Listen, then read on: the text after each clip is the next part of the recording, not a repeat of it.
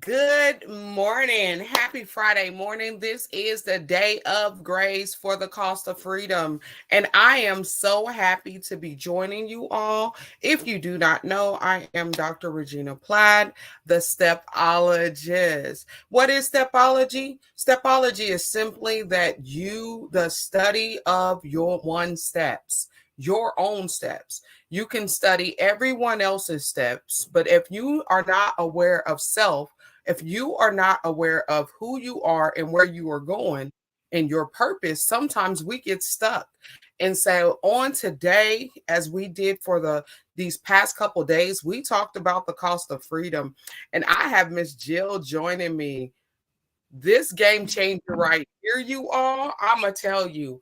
One of the things I've learned about Jill is that Jill walks in her truths. And so today we're talking about a little bit about serving while you heal. See, a lot of us, we get up and we believe, right, that the pain is so heavy, that the pain is tormenting us so much, right?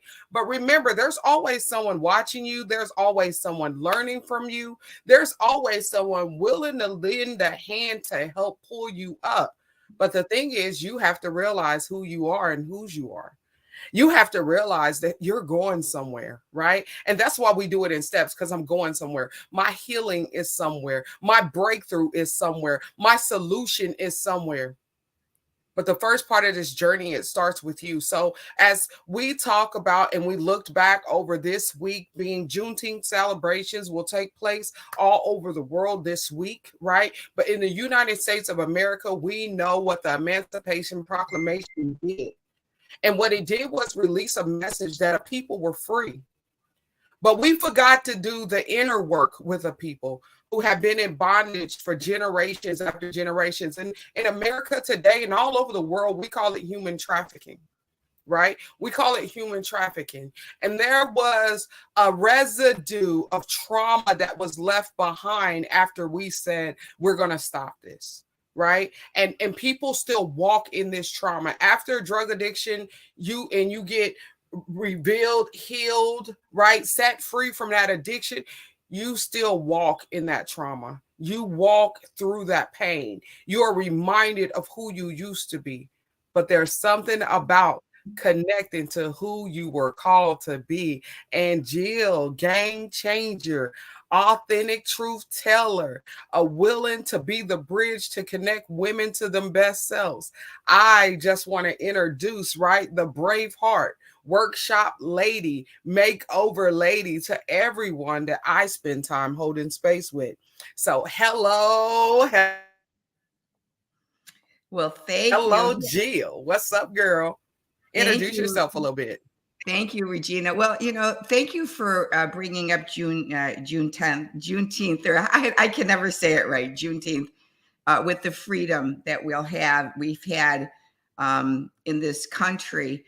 And I met the most amazing woman. Her name is Gabrielle Bruno, Regina, and she had a vision from God for this whole month of June, the whole month of June, to have a month of celebrating life, because not only is Juneteenth representative freeing African Americans from slavery and the freedom that they've received, but celebrate life in June, Regina, is our 1 year anniversary celebration of the overturning of Roe versus Wade and the celebration of life of babies.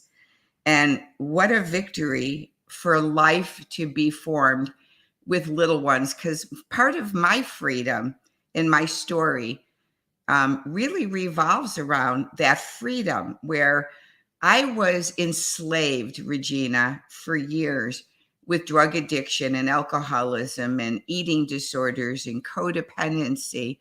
And I got set free 41 years ago. And I think a lot of it resulted, believe it or not, in a third unplanned pregnancy. And so that freedom that came to me was when I finally got set free of worrying and being more concerned with what the world thought of me. and shame and embarrassment and humiliation that was still attached to me from my childhood of being raised in a very promiscuous and abusive family. And neighbors wouldn't let their children play with us because of my mom's promiscuity. And so I grew up with a lot of shame attached to me, Regina. And so therefore, when I found myself in yet another unplanned pregnancy at 28 from crack cocaine addiction, I thought my only solution was yet another, a third abortion, because I didn't want anybody to know at church, because I had just become a Christian, that I had had sex again outside of marriage and had a unplanned pregnancy. So And let's stay right there, because you yeah, said something right about when it ties into the Christian community, and we walk in. I say a lot about sometimes we uphold religion more than we connect with relationship, right? The way we got saved was through relationship, because there was something about this connection to Jesus that we longed so much for, right? That we knew there was voids within us, and he took us as we were, right? He's seeing that brokenness, he's seeing those past mistakes, those past pains, and but he loved us, right? He embraced us. And there's the philosophy is that I long to be like Jesus, right? That I long to walk in his glory, in his presence, right? And to possess his characteristics. I talk a lot about I was created by love, to be loved and give love, right? And but I was taught that I'm supposed to give all me, right? I'm supposed to give all me out. And if I give me all out, where's the refill?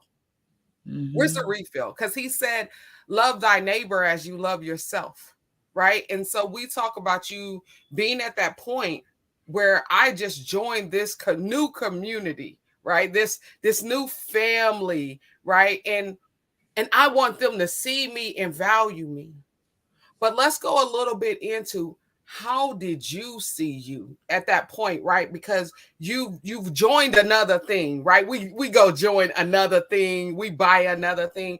But how did you feel at this point when you join this other thing, this other group, this supposed to be healing community, right?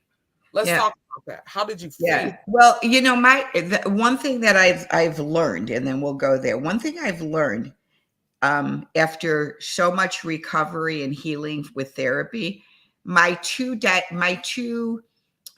significant, when you get discharged, like from a treatment center, they have discharge notes. And on the notes, the two things that the therapist kept seeing resonated in me was they said I had grown up with no boundaries. So I had no boundaries. I never saw someone's boundaries and people didn't see mine. Number two, I never had a sense of belonging, because when you grow up and no one wants you in community with them because you're different than the rest of the kids in the neighborhood, you grow up with no sense of belonging. So when I became a Christian and started going to church, and I wanted to belong and I wanted to fit in, at first I started feeling like it. I was single. I was 27, 28 years old, and I thought I was starting to thrive in community. I joined a Bible study group. I was in fellowship with other women and men, and so it felt like the first time like a family. Okay.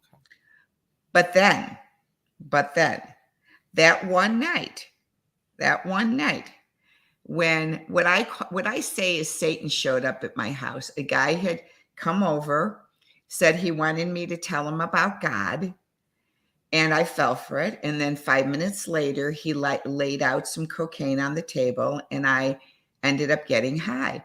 Well, Regina, from my past before becoming a Christian, I thought anyone who gave me drugs that I had to put out, I had to sleep with. So when he gave me the drugs at night, he wanted sex. And I said, I can't have sex. I'm not on birth control. He said, oh, don't worry. I've had a vasectomy. So I put out thinking that I should, because he turned me on to Coke. And 4 weeks later, I found out I was pregnant. Well, Man. I found out the phone rang 10 minutes, Regina, as I was walking out the door to go to a big singles church retreat weekend. That's when the phone rang. And I got to the retreat in despair that now I knew I was pregnant. And believe it or not, it was kind of strange because I'm in a church community. I shared with my couple of roommates on that weekend what my findings were. And I had shared that before I had become a Christian, I had had two abortions in the past. The second one, where I was so distraught that I opened the car door at 65 miles an hour, ready to jump out to commit suicide But God. But God. Come on. because I was so distraught. So when I shared with these couple of women at the retreat, they said, well, just have a third one. No one will know. And this was a church community. And so I planned the abortion. My roommate at the time worked at a Christian TV station, and so they interceded in prayer for me. And then 2 days or 3 days before the abortion, I was taking a hot bath. And as I was taking the bath, crying out to the Lord, saying, please understand, God, that I need to do this because I don't want anyone at church to know I fornicated. Because, Regina, there's only one sin as Christians that we can't hide behind, and that's when we fornicate and get pregnant. We can hide behind adultery. We can hide behind fornication. We can hide behind lying. Anything we can hide from the world. So as you're speaking, what I am thinking about, first off, a church that's operating on the principles of God, right? And we know churches have been operating on shame and rituals, right? Some, not all. I'm not saying all congregations are doing this, but there was a church that wanted to mask everything. And what it did was break us more, right? Because God tells us to walk before Him vulnerably, right? He wants us to take all the mask off. He wants us to cast all our cares and worries. And I just, as I'm listening to you, I see at that point a great opportunity to bring you in. And there's a group of young women who are here right now, today, within this climate, who are saying, love me, see me, receive me, right? Assist me. There's a group of young men who are saying, see me, receive me, hear me. Um, but so many adults with shame, right, have, and so many of us adults who are supposed to be helping other adults who only have the mustard seed faith are still wearing masks. And we're at a season, right, to be brave, to have the brave heart is I remove the mask. I remove the mask, right? And to remove the mask hurts. To even think about removing the mask hurts. To Yes. even as I hear you tell the story, and I heard your story. I've received that several times in conversation. Um, to hear you tell the story, I can feel the pain.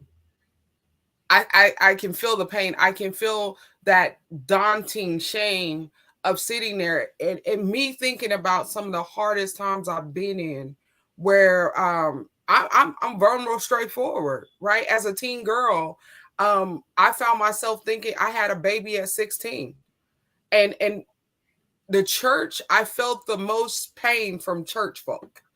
Mm-hmm. Um, And church folk, and I want to say, do you, and God told me, do you know why? And I'm going to tell you this because you may not even know this come on, yourself. talk to me. So, and then I want to go back to what happened, how my baby was saved. So, the reason, the reason that the church disses unplanned pregnancy or single, never married women with babies is because, remember the Bible verse, take the log out of your own eye, because the church is still sinning sexually against God. And so when you have believers in the body who are still having sex outside of marriage and sinning, Regina, and you walk into the room after making a godly decision to have that baby and carry it to term and parent it, you are now that log, and they're looking at you and going, oh, this could happen to me too. So I have to reject Regina in order for me to feel good about myself. As you say that, I'm thinking about the factor of rejecting the blessing. You're rejecting the blessing, you're rejecting the solution, right? You're rejecting good ground. He talks about good ground in the word, right? Where seeds are to be planted. You're planting bad seeds. You're planting brokenness and death and confusion when you're supposed to be planting life and that what you were given. So the harvest can only be the harvest, only be a good harvest, right? And reap good return if you got knowledgeable laborers. And so you have laborers, leaders, pathfinders who are in position to awaken people to go beyond them, not just before them, but beyond them. And that's the work we do, right? So a Braveheart workshops helps people go beyond where we are, beyond where they are, because they can only go as far as they know with us, and then they're supposed to keep going. So we train and develop them, and we tell our vulnerable stories, right? And we embrace them with open arms, right? And we make sure that we serve a multicultural, multi-social economical, you get what I'm saying? We serve everybody. We love everybody because we know that light can only go so far connected to one. But if everybody that's connected to the source continues to string forward, right, there's a release regardless of where darkness is. So I like that you brought that out and you were able to hear God give you that revelation. So let's track back to this baby, right? This gift, right? This solution, this game changer, this awakening moment where it's like, I'm willing, I know this is gonna hurt, but I'm gonna walk this out. I'm gonna go Yeah, step by step through this one. Come on, talk about yeah, it. yeah. So what had happened was right before that abortion, I was in the bathtub taking a hot bath, crying out to Jesus and saying, God, you know, I have to have this abortion because everyone's going to know. And what God gave me a revelation, Regina, was him walking down the path on his way to be crucified. And as he was walking down the path, carrying the cross, now envision Jesus carrying the cross. And as he's carrying the cross, people are spitting on him, they're mocking him, they're humiliating him.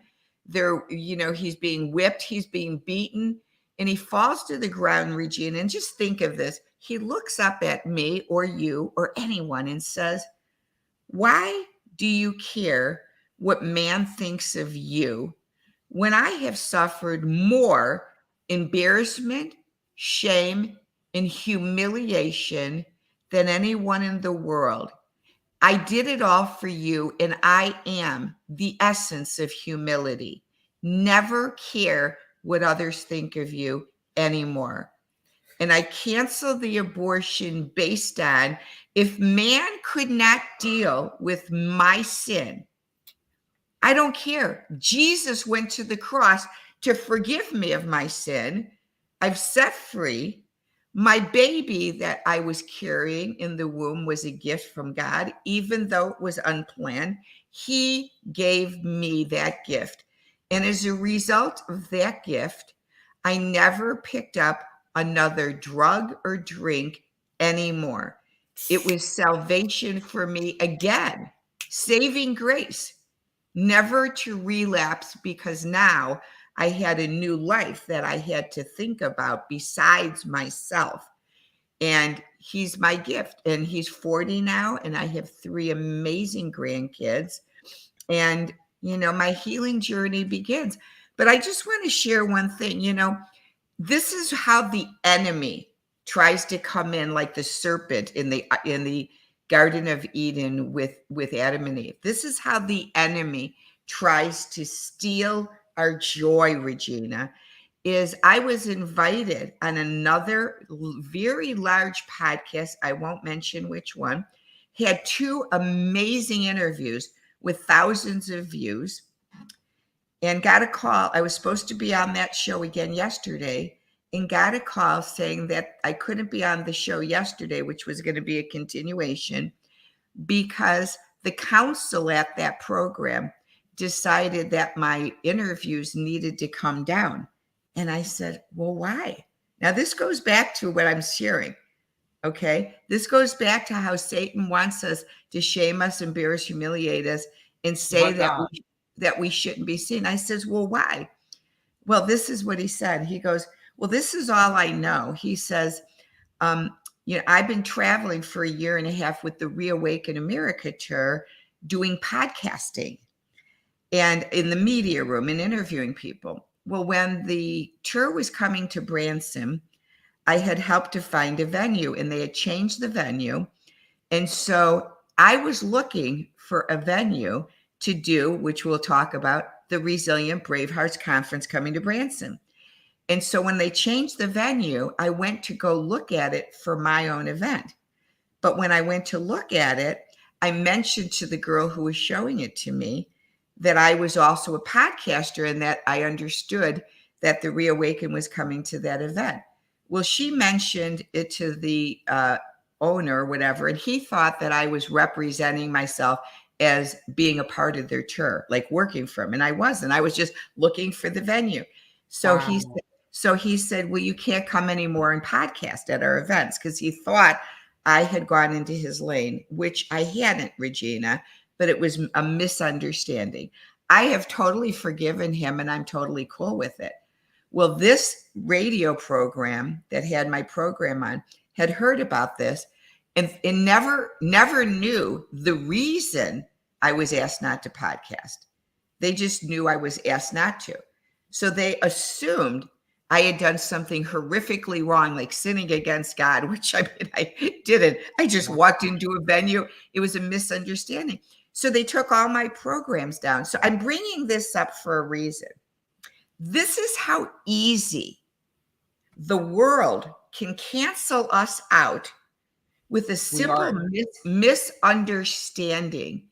And what does that do to us as human beings? It brings us back into Satan's demonic oppression of making us again feel like we're not wanted. He tries to get us to feel shame and embarrassment and humiliation, when the truth is that God knows the truth. And we need to be set free of this. And this devastated me yesterday. It devastated me again. He had hold of me. Don't be devastated, because when God closes doors, he opens up other doors, right? And so as you were talking, I want to stream back some, right? Digress a little bit, because I hear you on this part. But when we know ourselves, right? When we go for the first step is with stepology is you step in, right? And that means you do a self-awareness check, not only just for where you are in the present, but you have to connect and check some of those things, like, why am I feeling what I'm feeling? Why am I thinking what I'm thinking? And it's not that you're belittling or over judging yourself. You're just sitting down and allowing yourself to come into the moment of where you are right now. This did happen, but this which happened is not me, and it does not dictate my reality or where I'm going. Where I'm going is where I'm called to go, where I'm called to grow. And I can only be with like-minded people. And there more than likely was some things that came up that presented themselves that said to Jill, separate. You need to separate yourself from this. And Jill goes, but they're a good group, right? Because I've done that. They're a good group. They're doing good work, right? And just because they're doing good work don't mean they're doing God's work.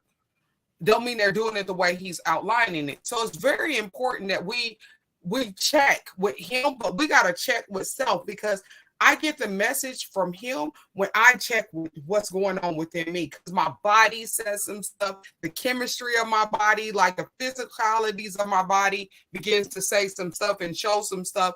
The chemicals in my body begin to do some stuff. Like it's like, hold on. Okay. What's going on right now? The other part I want to string back to when I was saying about digressing, like you're giving birth to this baby, right? And we're talking about the baby of the flesh you're giving birth to. But some of us have the babies of businesses within us. Some of us have the babies of books within us. Some of us have the babies of this potential or new marriage, right? Or marriage that you're willing to kill off and end so that you can fit into what someone else's reality for you is. And if that marriage is the marriage you're called to be in, if that business is the business that was given to you to do, what God has given you is for you. And don't kill what's going to be the thing that helps you go into the next, that breakaway. And some of us think we're around people who are midwives, and they're actually killers, dream killers, right? They're baby killers, right? They're self-esteem killers, and they're business killers, and we're holding space with them, believing that they're our supporter when they really should be far from us because they're blockers. There's one thing to have a hater, right? And so when we think about an experience that you've been through where somebody closed the door, that's a hater. A hater closed the door on you, right? A blocker will make sure you can't go and be nowhere. A hater closed the door on you and make sure you go, and you go hard because the hater closed the door, right? You like, you ain't closing no door on me, right? You check out, you self-check, you like, do I really want to do this? See, when a hater closes the door, you like, is this really what I do? But a blocker will set out every way they can for you to actually activate your dream, for you to actually step forward in your fullness of your glory. So if I got a hater, I'll go on and congratulate her. Go on, hater. Hey, thank you. I love you, Regina. You're such an inspiration to the audience.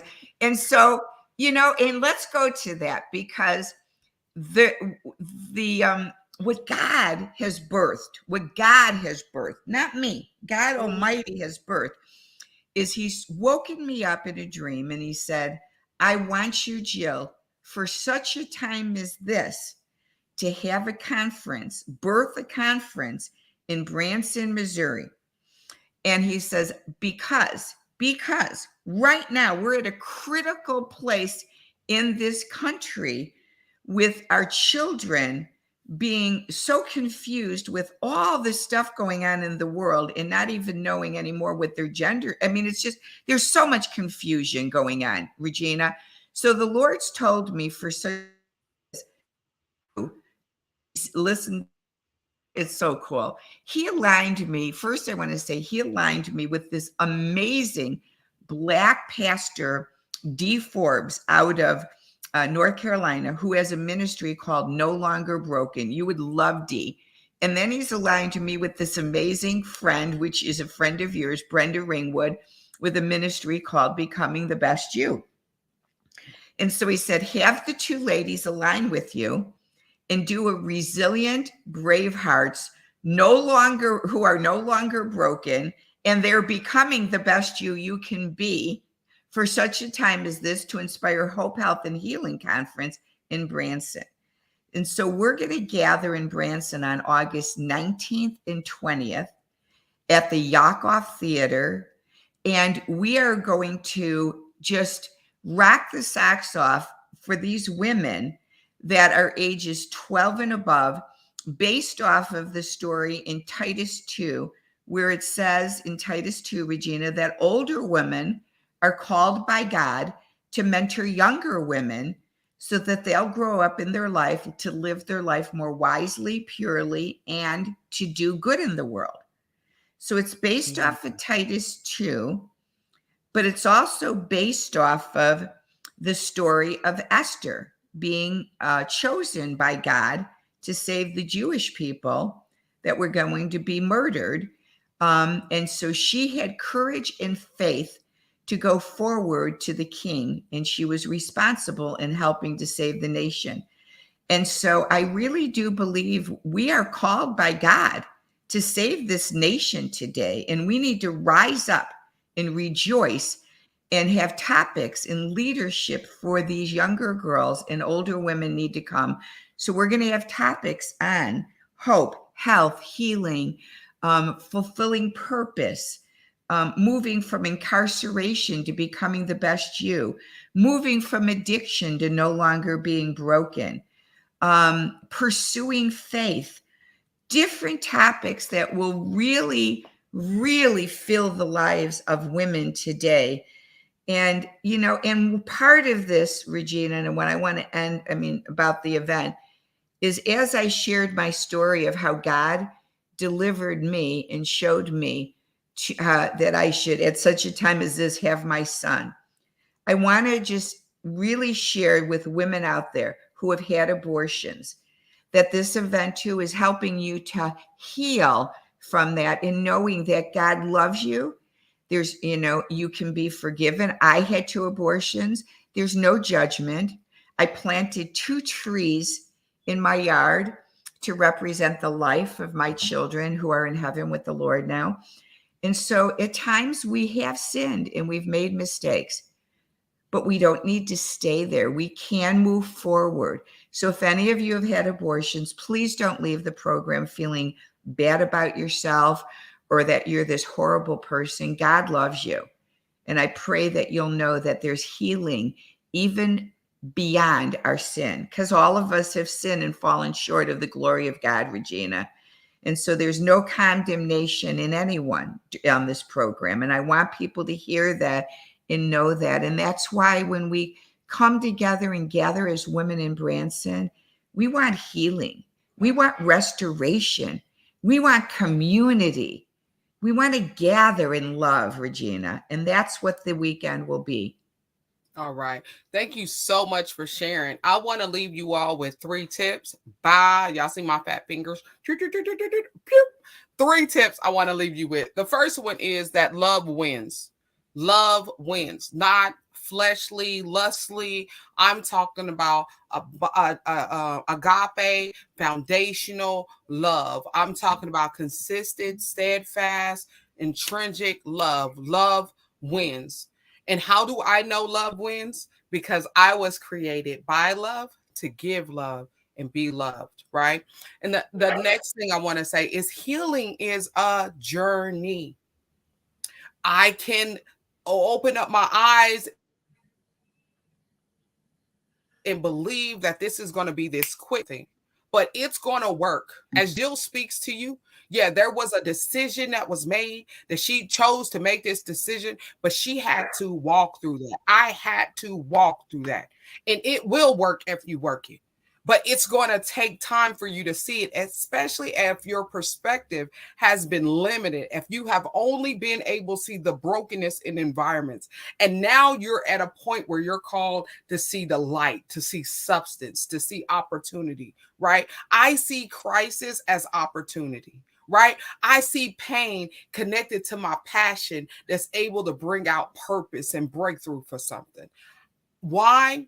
Because I had to step through it. It was step by step. You know the old show, step by step, day by day. It was really step by step, second by second, moment by moment.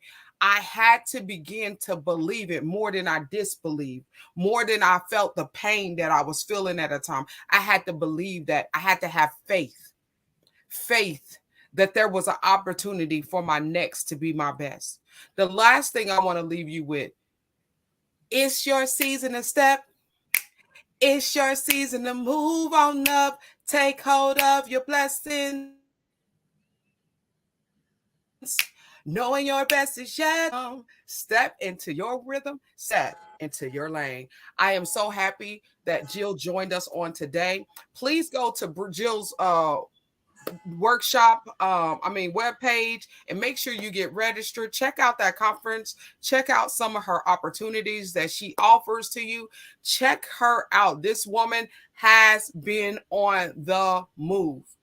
Did you hear me? The title was Serving While You Heal.